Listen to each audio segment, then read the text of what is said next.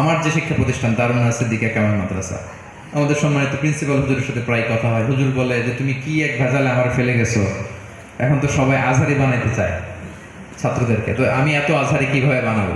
মানে বলে যে অ্যাকোমোডেশন নাই, যেমন আশা নিয়ে আসে আমরা তো দিতে পারতেছি না।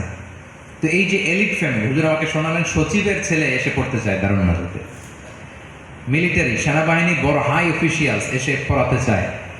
এবং আপনারা জানবেন যে গুলশান বনানী বাড়িধারা ওই ফ্যামিলিগুলোতে আগে ওয়াজ মাহফিল তারা শুনতো না, ইসলামিক লেকচার শুনতো না, এখন তারা শোনে ইসলামিক আলোচনাগুলো। তাদের ছেলে মেয়েদেরকে তারা ইসলামিক এডুকেশনে বড় করতে চায়। তো এটা আমাদের জন্য অনেক বড় অপরচুনিটি, একটা নীরব বিপ্লব হয়ে গেছে বাংলাদেশে। তো এখন এই বিপ্লবের কাণ্ডারি হইতে হবে, আপনাদেরকে যোগ্য হয়ে ফিরে যাইতে হবে, সব কিছু আপনাদের জন্য রেডি হয়ে আছে। তো আপনাদের সামনে এটাই আমার রিমাইন্ডার যে আমরা যেন ঐক্যবদ্ধ থাকি, মিলেমিশে থাকি, আমাদের সিনিয়র যারা আছে ওনাদের কথাগুলো যেন আমরা শুনি, আমাদের যেন মেন্টর থাকে, মেন্টরের আন্ডারে যেন থাকি, গার্ডিয়ানের আন্ডারে। আমাদের অনেক বড় ভাইরা আমাদেরকে নিয়ে বসতেন, আমার মনে আছে আজও ওনার নাসিহাতগুলো আমাদের জীবন পরিবর্তন করে দিয়েছে।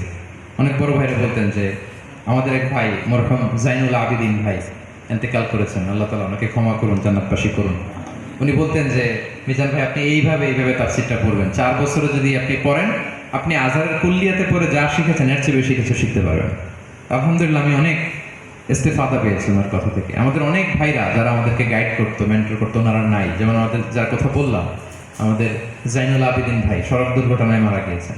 আমাদের আরেকজন বড় ভাই ছিলেন হেদায়েত ভাই, আপনারা চিনেন হেদায়েত ভাই? আমাদের অত্যন্ত কাছের মানুষ ছিলেন। হেদায়েত ভাই নিউমোনিয়াতে ইন্তেকাল করেছেন।